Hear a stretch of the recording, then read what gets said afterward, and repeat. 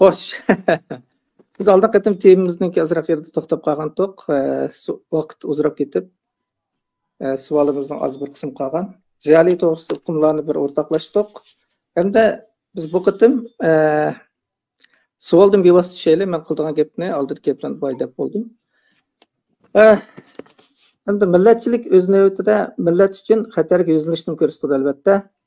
Ammo bizda bexatar millatchilik avj oldi. Bunda xatarsiz millatchilikni bizga yechib bera olamsiz? Bexatar millatchilik to'g'risida bir so'zlab bergansiz. Savolingizga rahmat. Millatchilik bizningki mavjudligimizda, siyosiy tariximizda va kunlik hayotimizda intayin muhim o'rinda turadigan bir ideya, hatta ideologiyaning bir qismini ko'rsatadi. Uyg'urlarningki millatchiligi tarixi bek uzun, onunğa bek kirib ketmey programının münasebeti bilen. Ama şu bugün siz tilga algan bexatar millatchilik degan şu hukmni azroq yechishga to'g'ri keladi. Amaliyotda mustamlik ostidagi millatchilik bexatar bo'lmaydi, ham bo'lmasligi kerak. Chunki mustamlikaning o'zi bexatarlikning yo'qolganligininki bir cho'ng bir misoli yoki bir realligi.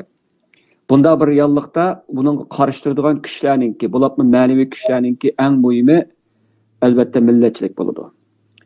Bizdenki 1949'dan tatip Xitay müstemlikçi tarafından yo'qotilayotgani bizden milli kimlikimiz buludu iken, bu milli kimlikni barliqqa keltirish ve bunu bir devletning qurulmasini ichida saqlab menishning ki zörriyatida milletçilik bek muhim rol oynaydi. Bu yerda millet yo'qolayotgan ekan, bu milletninki bir ideyasi, hayatlık bir iradesi o'ttirg'i chiqish kerak. Bu albatta millatchilikdan chiqadi hamda. Qisqa mana shu Uyg'ur millatchilik to'g'risida qisqa bir nuqtani deb o'tib ketish kerak. Bu yerda birisi o'tgan azroq deb o'tdim. Ya'ni 1950-yillarning boshidagi mush 55chilar harakatida Jo'llega yozilgan ash xatninki Uyg'urlarningki siyosiy taqdirdagi roli intayin cho'ng bo'lgan. Buni biz buruluş noktası desek mi buludu? Bunu şundan keyin Xitaylar intayin çöçüp Uyghur milletçilikini asaslık nişan kılıp ta ki hazırlıkçı bastırıp kelyapti. Yani bu yerde ilgili 10 yıllarga qarıştırış nimesi bilen, banası bilen bastırdı, medeniyet inqilabı, chetga bağlangan unsur eksil inqilabçı, yana bir nim degandek bir muncha böhtamlar bilen bu bizninki milletçilikimizni bastırdı, hem bu milletçilikimizge sahip çıkan milletçilerimizni bastırdı.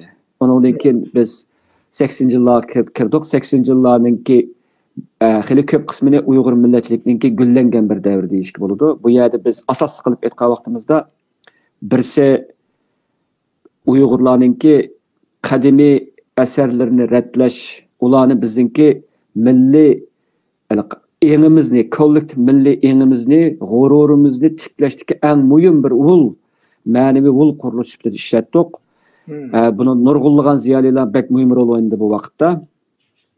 Bu shunday bo'ldi. Ammo shu vaqtda biz tunji qatim bexatar millatchilikninki biz bir o'rnakini ko'rdik. Men buni ochiq misoldan bir ikki olay. Masalan, Urumchida 80-yillarda ikki qatim cho'ng o'quvchilar namoyishi bo'ldi. Buni hammamiz bilamiz. To'g'ri. Bu ikki qatimlik o'quvchilar namoyishining oldida turganlar shu vaqtdagi o'quvchilar bo'ldi. Ama biz hiç zaman bu hareketlerde özününki cinini sepbiriş teyya, pidakar, bolapmı, dershallarda, kavakhallarda, ya ki bulun puşkaklarda okuyucuların kuluğuna milletçilik toğrusunda ders ötken okutukçularını ve ziyalilerini göremeyiz. Bu okutukçular ve ziyaliler şu vakitte benim anlığımda ve keyin azroq okuğunumda bazı o'quvchilarni yavaş yo'lashga, hukumat bilan tirkashmaslikka chaqiriqiga ishlar bor. Ya'ni bizni ta'pilashga, bizni qarshi turmaslikda muhim rollarni o'ynagan deyishga bo'ladi. Tunji qatim biz bexatar millatchilikninki o'rnagini ko'ramiz. U vaqtda men Oq bayroq emas degan she'rni yozgan Abdurim O'tkirmi şu o'quvchilar harakatining oldida chiqib namoyish chiqarligini yo'q. Manda aytib qo'yaq.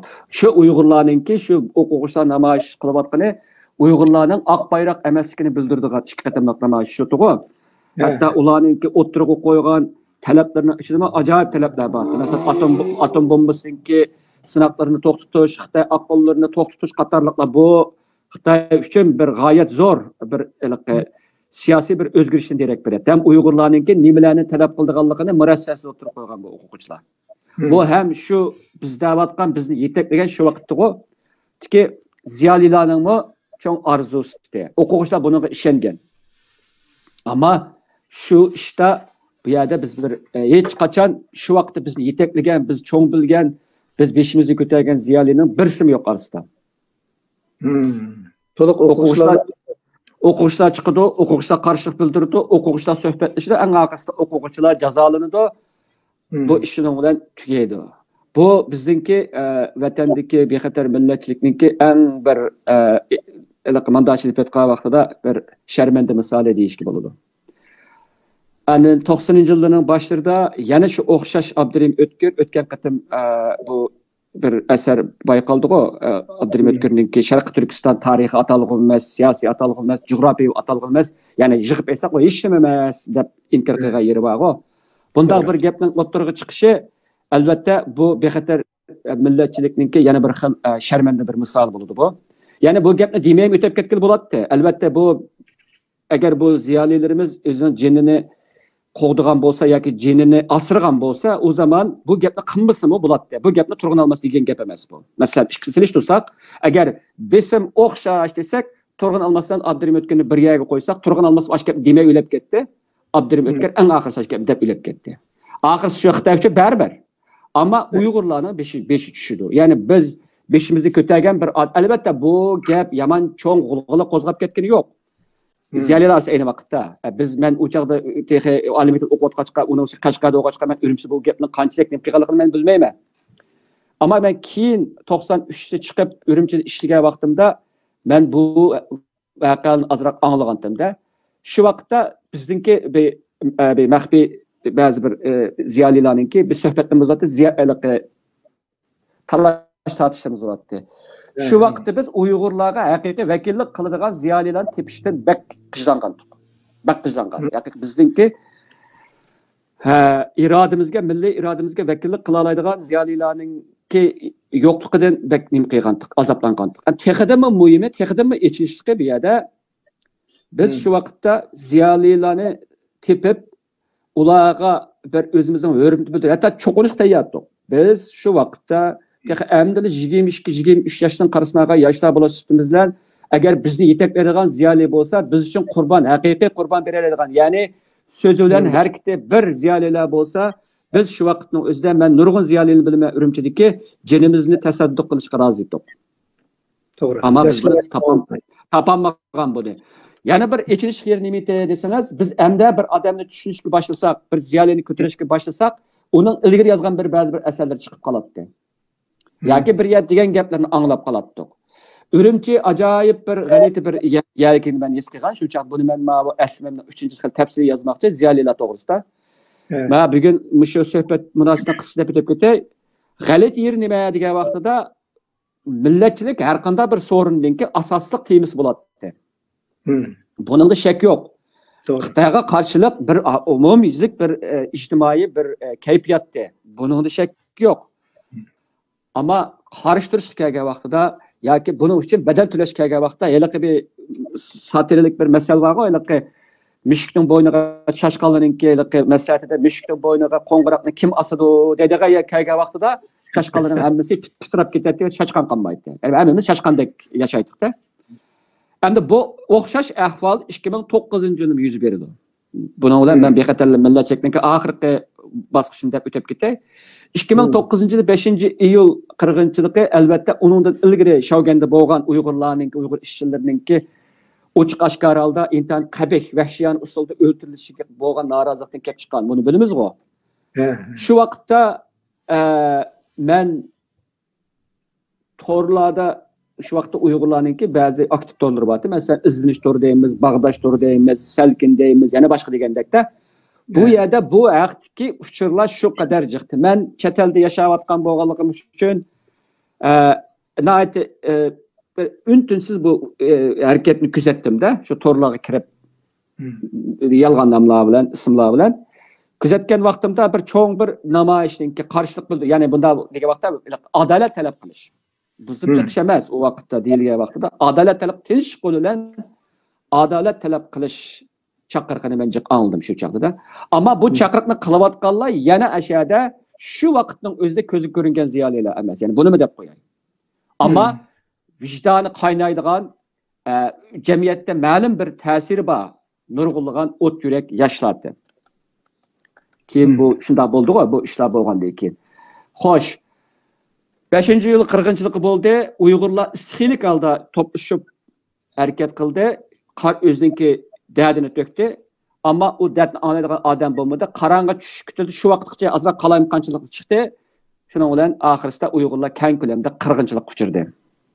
Buni bir to'zaq ekanligini keyin his qildik. Buni yaqinda bizning shu vaqt ishlagan bir ismini unutib qoldim, bir qarindishimizningki bir so'zi bor ekan, yaqinda bir nemasi bor ekan, suhbat bor ekan. Shuni debdi. Shu saqchidimi, nima amalliq nima saqlash ishlagan bir bola ismini unutib qoldim, kechirim so'rayman. Demak, bu bir to'zaqdi. Meni qanda bo'lsin, bu ningda yana ziyolanib ko'ramanmiz. Bu yer ikkirasini deb o'tib ketayman. Birisi men keyin 2017 chet elga chiqqan bir ziyoli hozir xili oldin menayotgan bir ziyoli bolalar bir gap orliqida mush nuqta so'rdim men bir kuni. Siz shu kuni 5-iyul kuni nima dedingiz dedim. Urumchidan bitingiz samadi. Nima dedingiz desam, men bizning xizmat binosida aldirash ish bor dedi. U kuni haftaning oxirida bir kun edi. Ammo o hamma Sharq Turkistondan hamma yezi qishloqlargacha qo'zg'alib ketdi desak bo'ladi u kunni. Chunki mening ko'rayotganim shu yerda To'rlarda. Bu qadar zo'r uchirdi, siz qanday qilib buni qatnashmay qoldingiz dedim. Desam uduq-buduq qilib qoldi. O qatnashmagan ekan haqiqatan uningga. Bu birinchi gapim. Ikkinchi gapim, ben 94-yili Urumchida mening bir do'stim bor edi. Maktabdan qo'g'ilib ketib, keyin bu shu Do'nko'rikda azon kiyim-kechak paypoq bijimini sotdi-da bu bola. Mening yaqin do'stim ham savodishimdi. Men bunga ba'zi chaqda yordamlashatdim. Men borsam, vaqtim bo'lib qolsa, ishdan tushgan vaqtlarimda. O yaqinda to'y qilgan bola edi. Shu chaqda uning ayoli ash vaqtdagi shu Do'nko'rikdagi bozor boshqaruvchilardan va boshqa Uyg'urlardan ko'rayotgan bo'lib bozor boshqaruvchilarning zulmidan qaqshab bir kun shunday deb ketgan. Zardisan degan shu ayol hargiz ko'z oldimdan ketmaydi. Bir kunlari biz qo'zg'alib, mushu zulmga qarshi tursak, sen ziyolilar senlar bu yerda bizning elimizda bo'lmaysa, biz yalg'i qolib o'ldig'ini biz hech nimamiz yo'q, namratlar. Chunki bizning yo'qtirgan nimamiz yo'q, biz jondan to'ydik degan shu ayol menga. Xo'sh, endi gap kelaydi 5-yil qirg'inchilik gapga. Demak, biz ko'pinchimiz bumi bir xil bizmi chet elga chiqib ketdik. Biz millatchi edik. Bir ishni qilishga ko'zimiz yetmadi, keyin chet elga chiqib ketdik. Bu bir xil kechish shakli amaliyotda. Bu turib tursin. Ammo ash ayolninki, ash do'stimning ayolining ash gapini o'ylasam, hozirgacha yurkim o'rtindi meningki. Nima degan vaqtida haqiqatan 2009-yil 5-iyul qirg'inchilik vaqtida o't yurak bolalar yezi-yezlardan Nay-naylardan, şehirlerden çıkan aşballar cenini sepperdi aşka. Ama bir yerde biz bazı ziyalilarınki nimisi ba dep qarayman, yetekleşi bu dep qarayman. Çoğun cihat ilpet qabaqda kim biz bu qahramonlarni bilgan vaqtimizda bu qahramonlarninki ko'pinchasini biz bilmaydiganligimizni his qildik. Ya'ni bu nomsiz qahramonlar yoki biz bildigan yana yuqori turgan ziyolilar emas, yoki yetakchilar emas, yoki shu biz ko'rgan millatchilar emas, balki jamiyatning tuvan qatlamida yurib qaynab turadigan, adolat izlaydigan, naqshiga chidamaydigan, aşı g'ururliq bir avlod, to'ptuluq bir avlod yoshlar ekanligini ko'rdik. Endi yig'ib kelsam, bexatar millatchilik degan vaqtimizda millatchilik degan mafkurini mang'izgan odam ziyoli bo'ladi. Endi bu ziyolilar bexatar millatchilikninki to'niga ichiga kirib olgan vaqtida o vaqtda bu ishni qildigan odam yo'qsullar bo'ladi. Men o'tganda bir gap dedim, qisqacha deb o'tib ketay. Ziyolilarning o'rni har vaqt nihoyatda murakkab, qo'sh qatlamli bo'ladi. Ziyolilar ikki toshning orasida ezildigan bug'doyga o'xshaydigan nimbaga untatadigan yog'in tosh deymiz-ku. Ustida hukmronlik bor, ya'ni hukmron kuch bor. Biznikida mustamlik kuch bor. Aslında yoksulluğun, milyonluğun Uygur halkı var. Bu ziyalilerin köp kısmı da ben şunu kögendim ki ben Ürümçi'de bular köpüncüsü şu hukuka hizmet kılışka buyuruldu iken. Onun üstüne Ürümçi'ye bağa vaxtımda ben Kaşgar'dan çıkan adli hukukçu yoksul bir hizmetçiyim de Ürümçi'de. Benim şu ziyaliyle aralışık köge vaxtımda nime adige vaxtda Ürümçi intayın galit aldaki bir kültürünü, sap kültür, yaki töven şekildeki Uygur kültürünün aslındaki bir şöbe kültürünü yetiştirgen kente. Bunun da ziyaliler gerçi yezi kışlıklardan çıkış çıkarmay, namrat yerden çıkış çıkarmay, ayak çıkıp azırak hizmet erişkendekiler bir kıl bayaşatçılıktan ki şehirden adamdan ki royunu iziktirdiğen kızıkışlarga meptun boğanlıqını köygen ben. Ondaq bombasa dehqan bombaq təs degan şiir roz degan şiirini bizdeki Xotendeki bir şairimiz yazmaydı. Onu Ürümçideki şu yezdin çıkan şu yezdin özünün yezisinden avval obdan biladigan dehqanlarınki nalı peryadıga kulaq silish jürütü var şu adamlar bilish kerakdi. Ama o onda bombagan. Mening Ürümçide köygen ziyalilerin içinde köpünçe bir xil aqsımaklik, bir xil hadislik görgen ben. Yani bu yerda tabiiy holda Xitoy tarafidan yo'llantirilgan bir imtiyozli ziyolilar bilan Xitoyninki o yo'llantirishiga azroq bosh egmayroq mustaqillab turishga tirishayotgan oz sondagi g'ururliq ziyolilarni ko'rganman. Ammo ko'pinchisi Xitoy bergan imtiyozlarga tayangan va Xitoyninki degan yerdan chiqadigan ziyolilar bo'lgan. Shuni ular unga rozi edi. Chunki u Uyg'ur jamiyatida yuqori qatlam bir ziyolilar tipini shakllantirgan. Bu ziyolilar tipininki ballari ilham chataldi bor. Xitoydan manfaatlantirilgan shu bir tabiqaning ballari ta hozirgacha chet elda yashayotdi. Uning ustiga baxtiyor yashayotdi. Bu ziyolilarninki asos masalan biz qarab boqaylik. Uyg'urlarning ziyolilarininki tarqalgan yerlari ko'pincha hollarda matbuot, gazet jurnal, maktab qatorliq yerlar tarqalgan Uyg'ur ziyolilarda ham shu yerda xizmat berilgan bo'ladi. Ammo cho'ng ishlar, masalan cho'ng savdo ishlarida, masalan cho'ng zavodlarda, harbiy ishlarda va boshqalarda Uyg'ur ziyolilarini ko'rgili bo'lmaydi. Albatta bu sharoit tarafida yaratilgan bir ahvol bu. Bizningki tanlashimizdan halqagan bir holat bu. Faqat biz ziyolilarni shu yerga, ammo yana nurg'un ziyolilar oddiy darsxonni jang maydoni kabi foydalanib nurg'unlagan o'smirlarni yetildirib chiqdi. Buningga oid misollar ko'rmagan. Hammamizning beshida bir ulug' biladigan bir o'qituvchilarimiz bor. Buni men demasam bilamiz.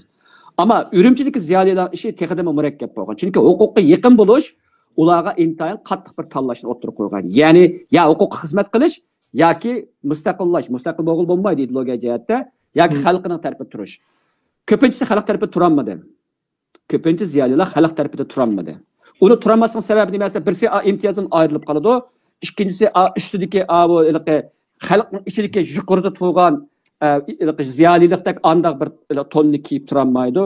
Turli sabablar bilan ular u xil bedelni to'lashni xohlaydi. Shuni ular tabiiy holda bir xil bexatar millatchilik. Og'zida boshqa gap qiladi, yurki boshqa so'qadigan bir-biriga qarama-qarshi bo'lgan bir xil ziyolilik shakllanadi. Uning ustiga biz bilamiz. Biz masalan atishlik vaqtlarimda men ko'rdim. Ürümchidan bir ziyoli kelibdi desa, o ziyolining kimligi xalq nima qilganligini hisoblashmay dasqan silinib uning oldiga u kutilinadi. Ya'ni yuqoridan kelganni tuvan kutilyapti. Xudo hozir men Uyg'urlarning orasida Amerikadan kelganni boshqa davlatdagilar yuqoridan keldi kutib olgan o'xshash bir xil jug'rofiyaviy jihatdan shakllangan bir xil tabiiy sistema shakllangan bizda. Yuqori tuvan degan bir nima shakllanganda. Shunda bo'lgan vaqtda bular ziyolilar bu xil tuvandagilarning hurmati ve özüden bir narsani kutayotganlikdek ümididan foydalanib nurg'unlarning g'adayotganligini men ko'rganman. O g'adayganlarninki o vujudidan, uning qalbidan, uning og'zidan shuni ko'tarayotgan, shuningdan bir umidni kutayotgan millionlagan xalqlarninki ahuzlarini angladigan bir sadoni men anglamagan. Chunki o anglamaydi o. O'zini ustidan qo'ydimi o, unda tuvandagilarning ahuzlarini anglamaydi o. Ama az sondagi ziyolilar har vaqt şu xalqlar nefestaş bo'ldi, hem şu xalqninki dadiga yig'lab, xo'shalligiga kulib, ashna qilib yashaganlar bor. Az sondagi ziyolilar, ammo ko'pinchisi bexatar millatchiliklar yashadi. Millatchi emasmiki desa, so'rinlarda ajoyib ishlarni so'zlab berdi. O'zi vijdonining qanday qaynaganligini so'zlaydi, ammo jonga kuch kelgan vaqtida intan açqışlıq vaqtlarda biz o ziyolilarni topolmaymiz. Endi bu xil bexatar millatchilik chet elda hozirmi bu xil intayin bir xil nima ahvolda bor.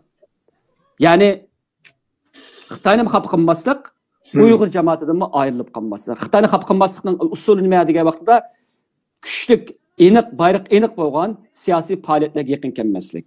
Uyg'urlarni xo'sh qilishning sababi nima desa, Uyg'urlar xo'sh yaqadigan gaplarni deb berib, Uyg'urlarni allaytish yoki o'zini ziyoli qilib, o'zini muhim odam qilib ko'rsatib turish. O'zi bo'y ko'rsatib turish o'tirida. Masalan, Uyg'ur tili to'g'ri so'zlaydi. Ammo Uyg'ur tilininki bir siyosiy erkinliksiz saqlab qolanmaydiganligi to'g'risida o'ylab qo'ymaydi. Siyosiy bir kurashga qatnashmay turib, bir millatning tilini saqlab qolib bo'lmaydiganligini ya ko'ngil e'tirof qilmaydi, ya ko'ngil e'tirof qilsa boshlig'i deb buning uchun badal to'lashni xohlamaydi. Tegidan aytsak, badal to'lashni xohlamaydi. Ya'ni bu bir ma'viliqi nimaninki Rossiyaning va boshqa adabiyot bilimi mishchanki biz ziyolilar deymiz bu.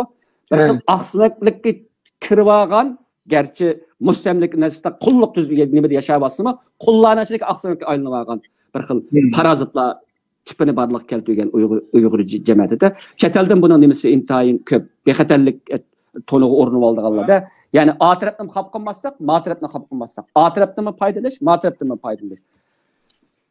Ana shuning uchun bu yerda yana bir oxirgi bir nuqta men nima qilib qo'ydigan, ketib qo'ydigan bu yerda shu bexatar millatchilik haqida haliqi ba'zi ziyolilar va aramizda vatandan ko'kka ko'tarilgan bu ziyolilar Xitoylar tarafidan o'g'inish ulgisi qilinib, chet elga chiqsa o'g'inish ulgisi bo'la.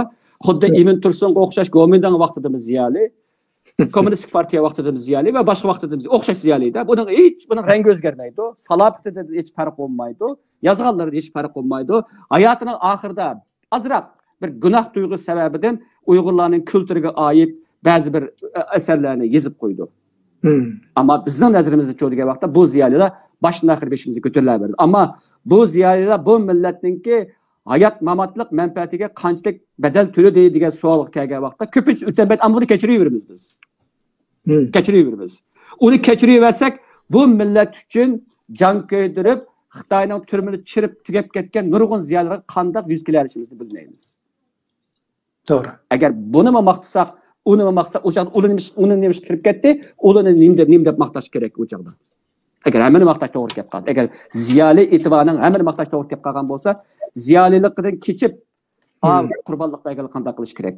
Shuning uchunmi men Urumchida Xitoyning siyosatiga qarshi turib so'zlagan va shuning bilan xizmatni olib qilib o'z oldiga yashaganlarni men ziyoli bek az ko'rdim. Asosan yo'q, istisno belgili texnimi yo'q.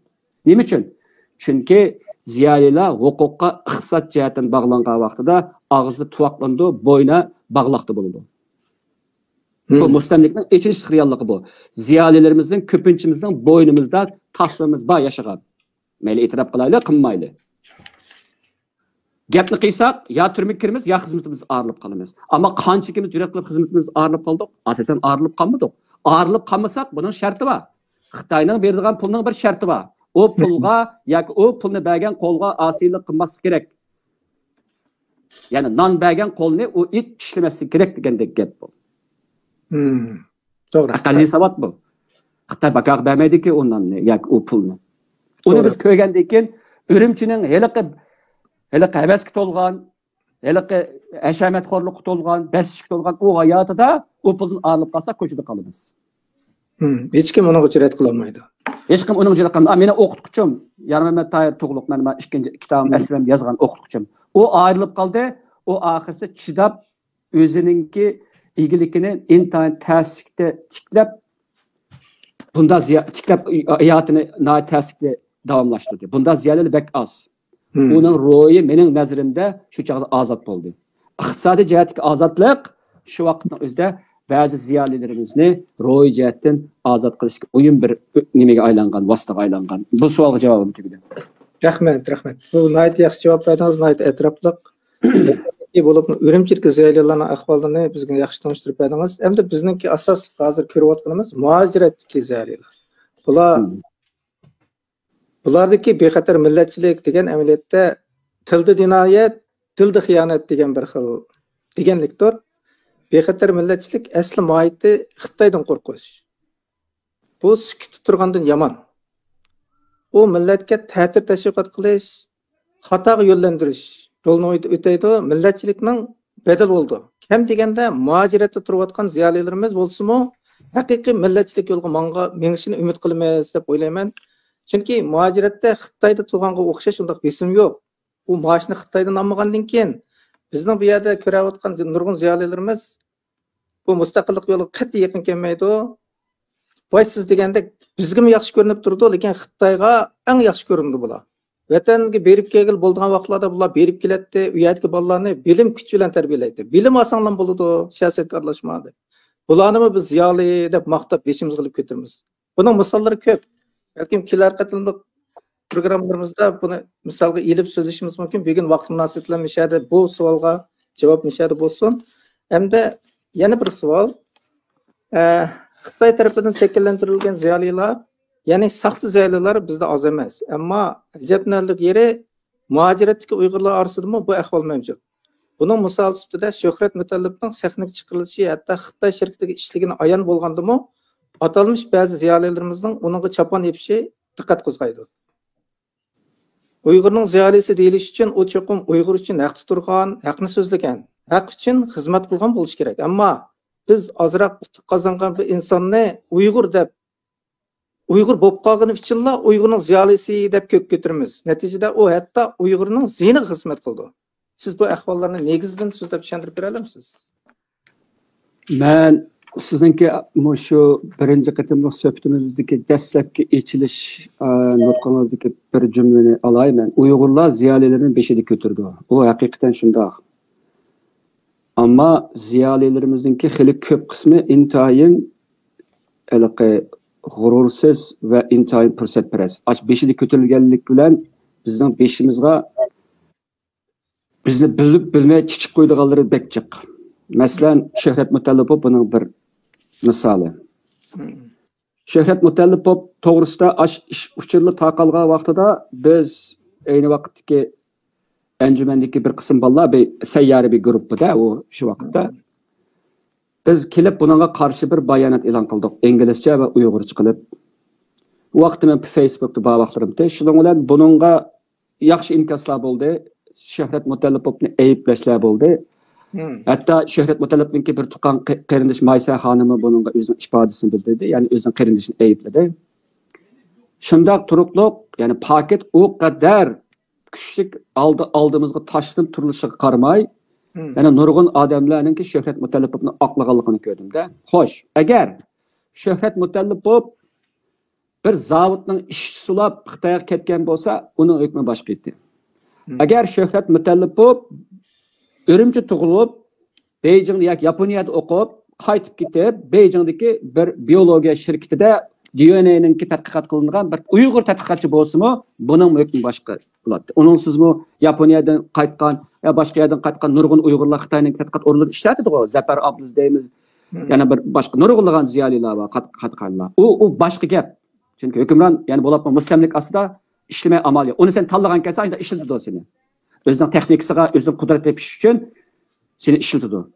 Ammo Qozog'istonda tug'ilgan, Amerikada bilim olgan va Amerikada ishlaydigan bir odamninki Xitoyninki, ya'ni bizni qirg'in qilayotgan, ham haqidami muhimi bizning DNA'mizni elish orqali bizga kelgusida bizni qirdigan biologik qurol ishlab chiqish mumkinchiligi bo'lgan bir davlatga berib xizmat qilishi bu insonning aqldan o'tmaydi. Yani adak yapımda siz azrak dediniz, bunu ben özgerteydi. Tıkıdım birey. Bazı ziyaliler pulunu depla kulluk kılmaydı. Ular için şeref lazım. Şöhretke muhtaç buluvatkan şeref, onunki dünyavi sahnelerde DNA tadqiqatdagi bo'sh karakterlik bayqashlarni qildi deb uni yozgan bir ochlik var o, bir ko'taruvchi bir ochlik var. Shunga o'xshash bir nimani qilish. Shuni ochlik yozgan osh go'yningmi tili tutilib keyin apple so'ramadi-ku Uyg'urlardan. Ash yozganmi? Men mana xato ko'chiribman demadi-ku. Bu qadar bizdagi ziyolilarning ahvoli. Xo'sh, men o'tganda bir leksiyasini o'tib ketdim. Rossiya bilan Ukraina urushiningki jidallarininki birisi Rossiyaninki, Amerikaningki, Ukrainadagi DNA shirkatlarining mavjud bo'lishiga qarshi bo'lgan degan farazlar va analizlar bor dedim. Buni men yüz bilmayman. Ammo Rossiya taraf qayta dedi buni. Ya'ni Ruslarning DNA'si Ukrainada yig'ilyotdi va ularning nima so'zlayotdi bizga qarshi suiqasd shu yerda o'ylanayotdi. Shuning uchun Ukraina qildi. Mayli bu Rossiyaning tashviqoti bo'lsin, nima bo'lsin, bu yerda bir qo'rqinchli uchur bor. Ya'ni bir millatningki DNAsi uzil-kesil yig'ilinsa majburiy shaklda bu qo'rqinchli oqibatni keltirib chiqardi. Ya'ni bu biologiyalik qurollarni shu millatga qartib DNAsi qartib yasag'ili bo'ladi va bu millatningki dunyoning har qanday yerdagi odamlarni shuning qartib o'ltirgili bo'ladi. Buni biologiyalik irqiy qirg'inchilik deyishga bo'ladi. Shuhrat Mutallipov buni bilmaydigan yerda emas. Buni biladigan yerda. Buni bilib turib, u asli uning o'rnidan ilib ketgan vaqtda u Xitoylarningki shu vaqtda matbuotlarda ayon bo'lgan mono xabariga, ya'ni Xitoylar lagerdagi Uyg'urlarningki va lagerning sirtidagi Uyg'urlarningki DNA uchurlarini umumyuzlik to'playotdi degan mush xabar chiqqan vaqtida dunyodagi matbuotlarga shuhrat e'lon qilib, bularga o'zininki bir biolog bular bilan qarshi turadiganligi, buning aqsida biologiyalik irg'in qirg'inchilikdan iborat bir suiqasddan borligini deyish kerakdi. U gapni siz desangiz, men desam dunyo anglamaydi. Nimishqa? Men biolog emas. Siz biolog emas. Biz dunyoda tonilgan emas bu sohada. Shunga dunyo buningga pisand deganmaydi bizim degan gaplarimizni. Hatto bir jamiyat nuqtasidan bayon e'lon qilsak ham pisand deganmaydi. Ammo Shuhrat Mutallipov desa, buni pisand deganadi. Shu Shuhratningki to'g'risi yozgan ikki maqolalarni ko'rib qoldim men. Shunda ba'zi yerda chet elliklarni daritlab o'tib ketibdi. Ya'ni sening millatingni qirvatsa, sen yana o'zingni qirvatgan shu hokimiyatga xizmat qilib Uyg'urlarningki DNAsi yig'ishgan. Mayli u boshqa DNA tadqiqot qilsin, ammo Shuhratningki u yerga borgan vaqt ashni qabul qilishning, taklifni qabul qilishning o'zila buningki taslimchiligidan va Uyg'urlarga xoinlik qilganligini bildirdi. To'g'ri. Bunga munozir ketmaydi. Hamda Shuhrat Mutallipovni aqlashga kelsak, bunga mening kallam ishlamaydi hamda. Ya'ni qanda ular boshqa birisini aqlasak mayliti, mavi uch oshkora qotillikni qilgan davlatning qotilligiga yordam bergan bir qotillik mavi. Bunun boshqa bir sharhisi yo'q mening nazarimda. Mushunda turib, yana uningga chapani yepish millatchilik emas bu. Bu millatchilik bundami? Millat o'ltirayotgan hokimiyatga masaj qadamni millatchilik bo'lmaydi uni. Millatchi emas. Hangi vaqtlik yoki uchiq chiqqan do'tlik deyish kerak. Yoki hamoqatlarchi millatchilik deyish kerak. Her ikisi xatarlik biz uchun. Do'tlik bo'lsin, hamoqatlik bo'lsin, her ikisi xatarlik biz uchun. Ya'ni bundaq bir qo'rqinchli odamni qo'llashning o'zi bu bizningki millatchiligimizning ne kadar abjash, ne kadar shalg'ut, ne kadar pasandlikini bildirdi bu yerda. Xo'sh, boshqa ziyolilar deylik. Başta avval onu kötürümüz. Onu kötürgendik için degan vaqtda oxirsi andan keyin ular nurg'unlagan ishlarni hayotida nurg'un yerda xato qilib qoladi. Andan keyin ular kelgan vaqtimizda degan vaqtda ular nazarimizdan tushdi. Masalan, yana bir cho'ng bir uchur bo'ldi. Masalan, sizning Amerikada Rishad Abbosning meselasi o'tirib chiqdi. Shundaqmi? 2017 16 bilmayman. To'g'liq Abdurazzoq tuyuqsizlar shu vaqtda Facebook'dagi vaqtimda To'g'liq Abdurazzoq nimani Rishad Abbosni Xitoyning josusi bu dedi. Bu yomon cho'ng gap bu. Nima uchun cho'ng gap? Chunki Rishad Abbos Uyg'urlarning ziyolilarining ichida ko'zi ko'ringan ziyolilarning birisi deb qarilib kelyapti shunchaqcha. Uning ustiga bu shaxs ta hozirgacha Uyg'ur nimasi bor, Uyg'ur akademiyasining raisi bo'lib kelyapti.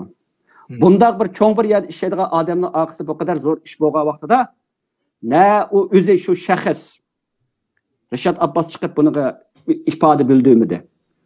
O cho'ngsipat turvag'ini yo'q u. Cho'ngsipat turvasi bu qadar nimaga Amerika deganda kichikgina bir qo'shnimizning bir ishda bizning bir chepimizni qo'ysa Amerikada aytildi so'qib chiqishda yaturgan haq uni bilasizlar. Men robdan birisi Amerikalik mijozni. Bu qadar cho'ng bir insonningki butun hayotida qilgan emgakning hammini nolga chiqarib bir boshqa bir shaxs uni jasus da'vatsa, buni gap qilmaslik o'zi meni ajablantirdi.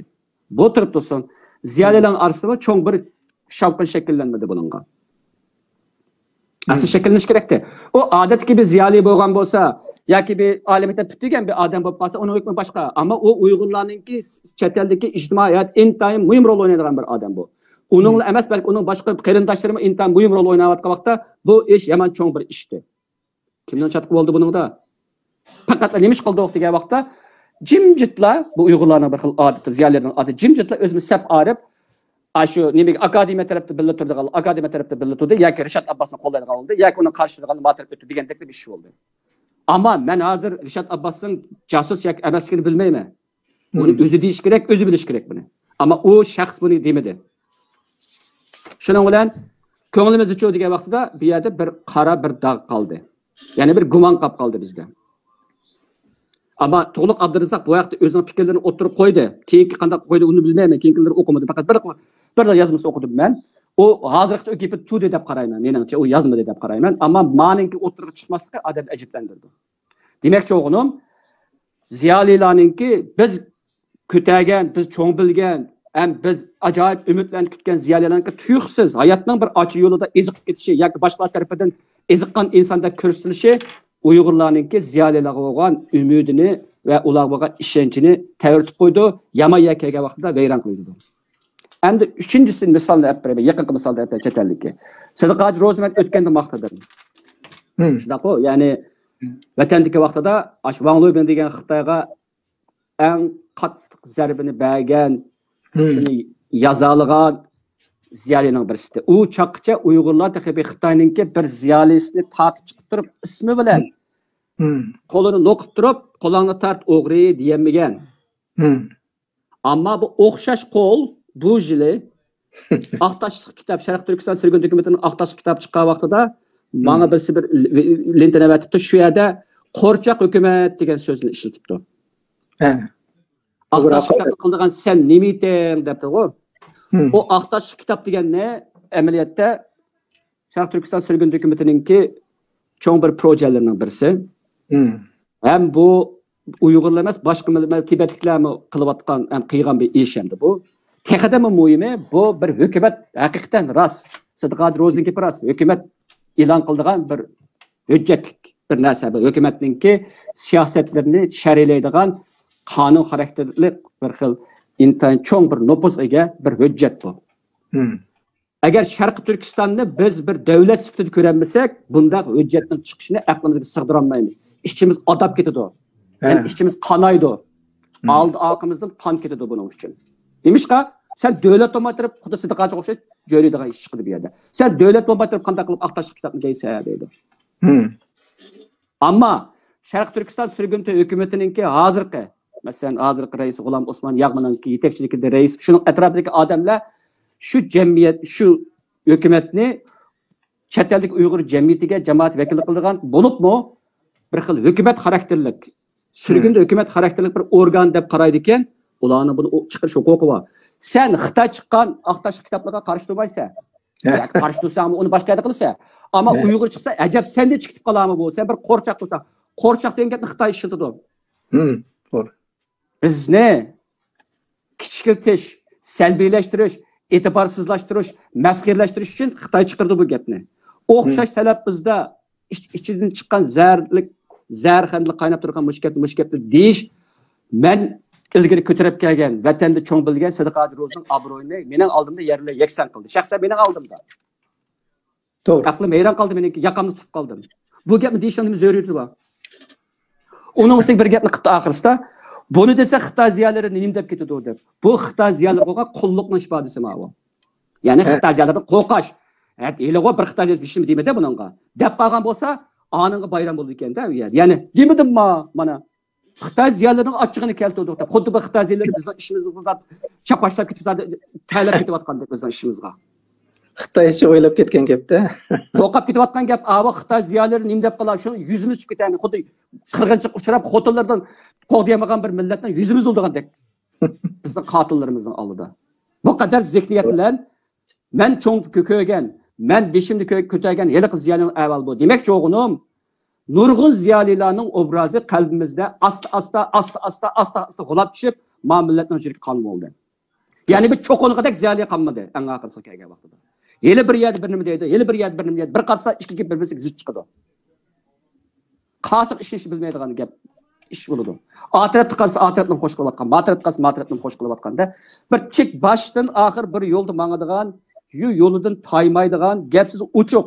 Texadama muhimi, ma so'zi bilan harakati uchuq. Ziyolini topmak bek tez tushadi. Shuning uchunmi keyingi kunlarda mening ziyolilarni ayrishdik. Eng aqalli nima? Ziyolilarning gapini anglamayman hozir. O kadar alamshumul gap qilsam anglamayman. Harakatiga qarayman hozir. Chunki men jiq aldandim bu gaplarga. Men jiq aldandim bu yozilgan narsalarga. Erketlikli qarash kerak. Ken. Buningda men jiq azmadim. Cevabım tugdi.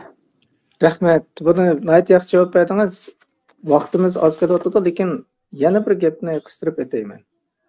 Bu savolni asli vaqtimiz yetmaydi. Biz Uyg'urlarda Uch Apandi deb nayt donliq Uch Apandimiz bor. Bu to'g'risida yaqinda tashviqotlarni aytib kuchli shiddatla ilib berilyotdi. Buning ichida bir misolni men misol qilib aytay. Mehmetmin Boğra Efendim qo'llab qurollanib, Sabit Damallar bilan birlikda Uyg'urlarning mustaqillik uchun dastlabda atlangan ulug'larimiz edi. Ammo keyin Gomindangchilar bilan birlashib, Gomindanga oliy avtonomiya, Gomindangdan oliy avtonomiya talab qildi. Lekin biz hozir yana Mehmetmin Boğrani mustaqillik uchun bir umr kurash qilgan degan bir til bilan maqtab turyapmiz. Bu yerda bir ziddiyat bormi qanday? Ama men degan gapga tushdi bu. Ya'ni ziyolilarninki Uyg'ur ziyolarining bek az bir qismini boshdan oxir bir prinsipda bir mezonda mangan holat ko'rmaymiz. Yomon azlarni ko'ramiz. Masalan, mana deyli. Uch apandi yashagan shu davrda Uch apandini baholashda masalan, nayt qaymaqsaq Mahmud Muhitini asos qilsak bo'ldi, o'lcham qilsak bo'ldi. Mahmud Muhitini nima qildi? Mehmetmin Boğra, Eysa ve başkalar nima qildi degan mushnoqda kelsakda, Mahmud Muhiti bunu Mahmud Muhiti haqiqiy mustaqilchi deyishga bo'ladi. Ma'lasi ishtoqa vaqtida. Chunki u boshdan oxir bu Xitoyning ilmikilariga aldanmadi, ham heliqi Xitoyninki orduq chaqirib turib qatl qilishadigan yilisiga tushmadi. Ma Xo'janiyazdan Temir Xalif ikkisi o'xshash o'rakka aqaqadan tushdi-ku.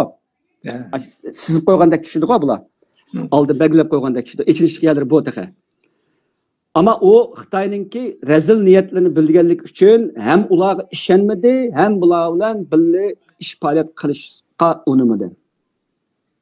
Ama ma ishkalanga kelsak, bular Xitoylar bilan ishbirlik etmadi. Hattoki bularninki ayni vaqtdagi G'o'ljida qurilgan ikkinchi jumhuriyatdagilar bilan bo'lgan to'qinishlar bor.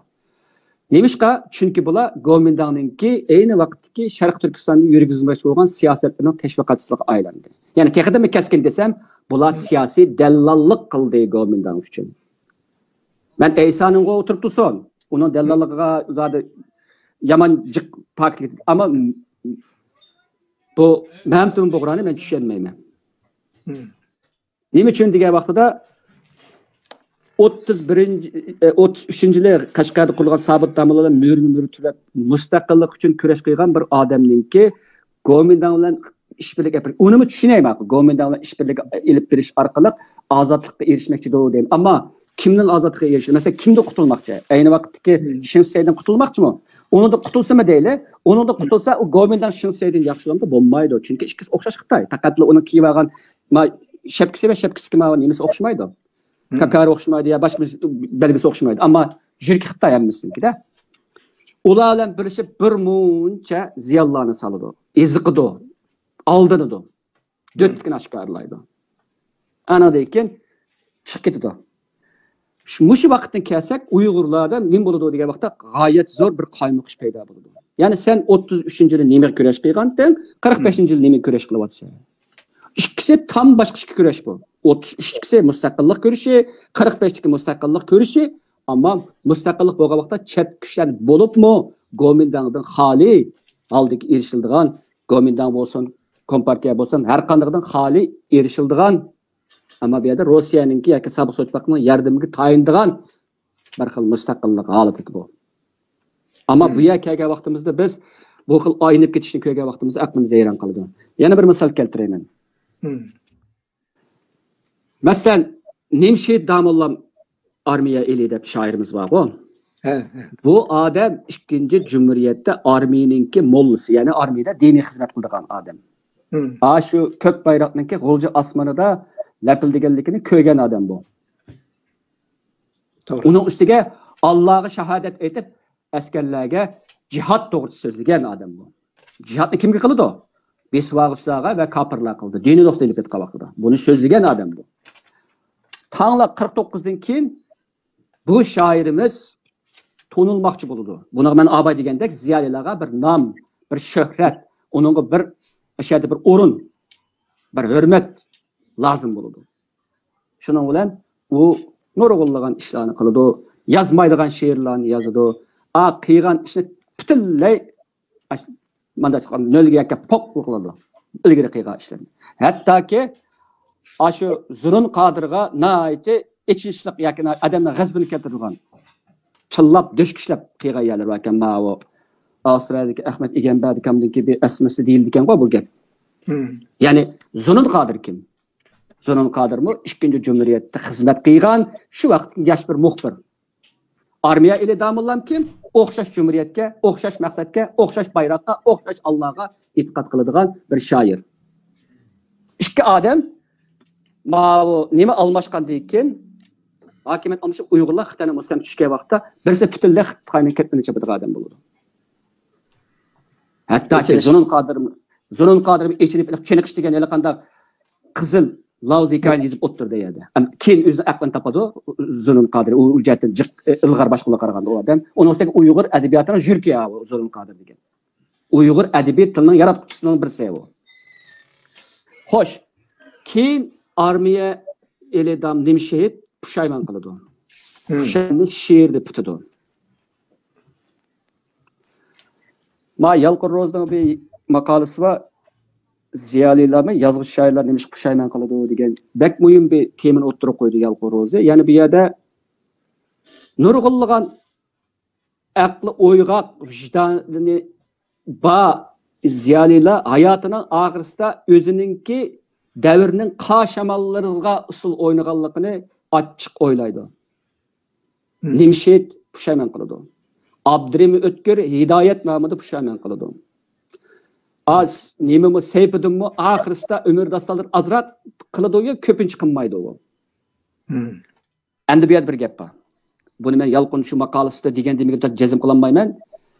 Bu ko'proq mening degan gapim bo'lsin hozircha. Demak, bizda bir pushaymon bor degan gap. Muhimi bizningki shu intayin qattiq siyosiy besim ostida bizning tanlashimiz bo'lgan deganni bildirdi. Ya'ni bu tanlash nima? Shu Mehmet'in bo'g'rani oldidimi yoki Xitoydan uzlukesil ayrilib ayrim ish qilish yoki Xitoy bilan birlashib ish qilish ikki tanlash bor tek. Nayt oddiy desak, uning birisini tanlash mumkinligi bor. Agar buni yo'q desak, u chaqda Mahmud Sijangning oldidagi o'xshash tanlashni tushuntirolmay qolamiz. U nimish qilgan tanlaydi, sen nimish qilgan tanlamaysiz, o'xshash sharoitda degan gap chiqdi bu yerda. Uni nimish biz qahramon deymiz, seni nimish qahramon deyishda tilimiz kekashlaydi degan gap chiqdi bu yerda. Nimshetga o'xshash. Nima uchun boshqa shoirlar bunday she'rni yozmaydi? Ham o'ziningki bir sabtki sabdishini sen o'xshash Xitoyningki deb o'ylab aytlamaydi. Sen nimish buni qilsa degan gap chiqdi. Uningga ishga tanlash berilgan. Yoki Xitoy xizmat qilish, yoki jim turish. Xizmat qilish qarshi turolmasa jim turish. Hech nima qilmaslik, she'r yozmaslik. Nima ish qilsa u she'rni? Chunki u she'r yozmasang Xitoyning qo'lsiga erishib, üstü turolmaysan. Uyg'urlarningki esilzodisi yoki o'tgan qatimdagi sarxili Xitoy tarafidan tarbiyalab yetishtirilgan sarxil bo'la olmaysan biz chiqib ketdi.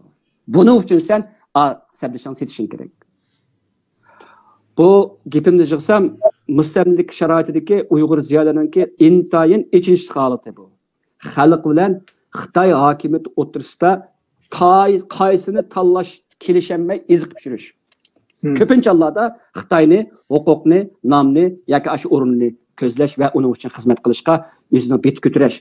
Bu bet ko'targan vaqtda burunqi maski, prinsipi va xalqdanki jonajon manfaati hammasini tashlab qo'ydigan gap. Buni nima deymiz eng oxirisida?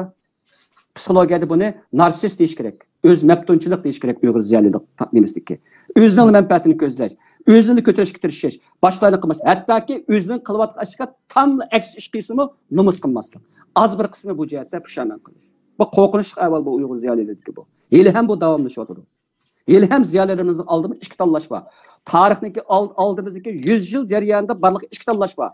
Ya millatniki mustaqillik o'lik uchun kurash qilish yoki buning uchun arsal dolab yapsam pisham, ko'msam pisham deb dilg'inlik qilib qo'rqinchlikni oshkorlash. Badal to'lashga tirishmaslik yoki badal to'lamaslik yoki ishga yuzimchilik qilish. O'xshash. Tarixda o nimaninki nimshetni oldi kelgan qismat shu Sabit Damlamni oldiga kelgan qismat shu Seyfiddinni oldiga kelgan qismat shu Abdurim O'tkinni oldiga kelgan qismat shu Zulun Qodirni oldiga kelgan qismat shu Üç efendinin oldiga kelgan o'xshash qismat. Chunki qismatimiz o'xshash, sharoitimiz o'xshash, mustamlikimiz o'xshash, g'oyamiz o'xshash bo'lishi kerakdi. Ammo tanlashlarimiz tam bir-biriga o'xshamaydi. Ham qaysi o bir-birimizga o'xshamaslikni turibdi son. U bo'lib turadigan ish bu. Hatto o'zimiznikiga o'xshamaydi. 10 yil burungi prinsipimizda 10 yildan keyingi prinsipimiz osmondan farq qiladi. Tushunga bo'lmaydi buni. Bir mantiq yo'q buning orasida. Bu yerda bir umumyuzlik bir İngilizce bir gap var, comprehensive framework yok bu yerda. Yani adam aqlida tushunadigan bir xil ramka yok bu yerda. Yani bir formulaga tushadigan bir holat yok bu yerda. Formula o'zgarib turdi. Formula o'zgarib turgandan keyin natijasida qiyos qilolmaydi. U natijasi nima bo'ladi bu chaqda? Ishonchsiz bo'ladi. To'g'ri. To'g'ri. Rahmat. Bu asli vaqtimiz bo'lgan bo'lsa, bizning yana bir savolimiz bor edi va boshqa so'zlashadigan, suhbat qilgan temalarimiz bor edi. Menimcha biz yana bir qatim buni texnik amaliy misollar bilan yana bir qatim qilsak deyman. Chunki bizda qanday kirdik, biz boshlab kelib, o'tirdi tushuntirib, hozir endi kirdik menimcha bu temaga yana bir qatim mush vaqtda kelar gapda mushni yana bir qatim davomlashtiraylik. Bu tema shuni bilan yepilsin. Siz shuni vaqtingiz bormi? Hozir vaqtim bor. Shunday qilaylikmi?